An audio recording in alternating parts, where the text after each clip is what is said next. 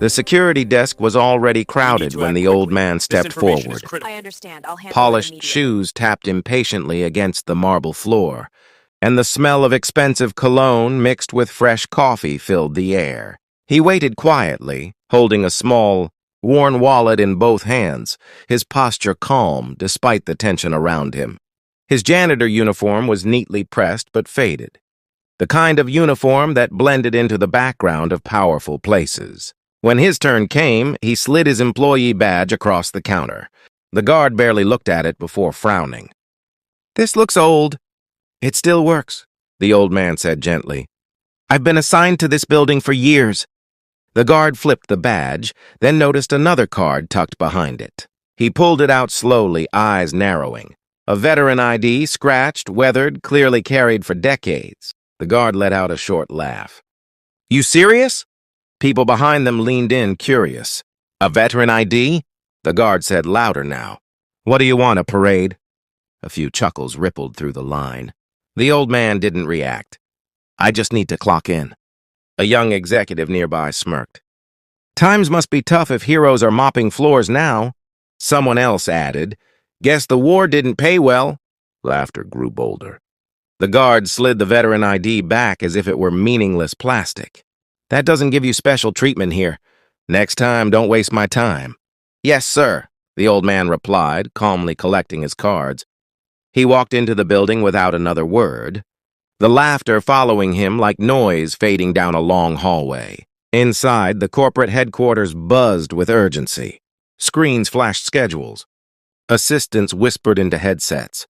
A major military partnership was being finalized that day, one that could erase years of quiet misconduct and secure billions in contracts. Everyone knew failure was not an option. The old man pushed his cleaning cart methodically, wiping glass walls, straightening chairs, fixing what powerful people ignored. No one noticed him except when he was in the way. In the executive wing, voices grew sharp. "That file cannot be missing," the COO snapped. "It was here last night," another manager insisted. The old man stepped in silently to empty a trash bin. The COO turned suddenly. You were cleaning here?" "Yes, sir." "You touched the desks?" "No, sir." "Then explain how a confidential document disappears." The room went quiet. The old man met the COO's gaze steadily. "I don't throw away papers." A senior executive scoffed. "Convenient." Another added, "People like him don't even understand what they're handling." The accusation hung heavy, unspoken but clear. "If there's doubt," the old man said softly, "you can check the cameras." The COO waved him away. "Just do your job. Stay invisible." "Yes, sir." He walked away again, dignity intact, though every word cut deeper than the laughter earlier. In the break area later, the old man ate quietly. A nervous intern stood nearby, panic written across his face. "I lost my presentation," the intern muttered. The old man looked up. "Check the printer room. Top shelf." "How do you know?" "People rush when they're afraid." The intern returned minutes later, stunned. "You saved me." The old man simply nodded. Soon, the announcement echoed through the building. The general had arrived. Executives lined up, smiles practiced, hands ready to shake power. The old man returned to the lobby, adjusting flags with careful precision. The same guard from earlier passed him. "Don't salute anyone today," the guard said mockingly. "This isn't a movie." The old man didn't answer. Outside, engines stopped. Boots echoed. Inside, everything was about to change. The general entered with controlled authority, his presence silencing the room instantly. The COO stepped forward, hand extended, words rehearsed and ready. But the general walked past him. His eyes locked onto the old man standing quietly by the wall. He stopped, turned, and raised his hand in a sharp, perfect salute. The world seemed to freeze. The old man looked up, surprise flickering for a split second before discipline took over. His back straightened. His hand rose smoothly, returning the salute with precision that no civilian could fake. The executive stared in disbelief.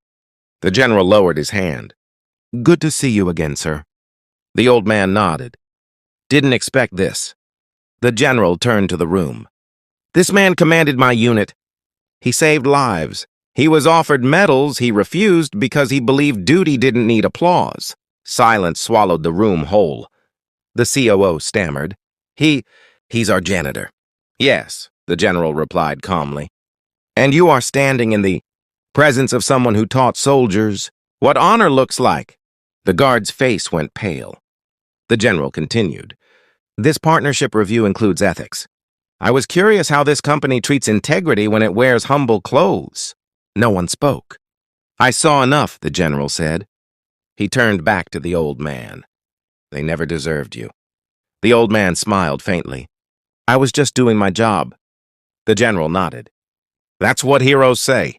As the delegation left, executives stood frozen, their power suddenly fragile. The old man picked up his card again, walking past the same people who once laughed. No applause followed him. Only silence and the truth that kindness, humility, and honor don't fade with age. They wait quietly until the world is forced to see them.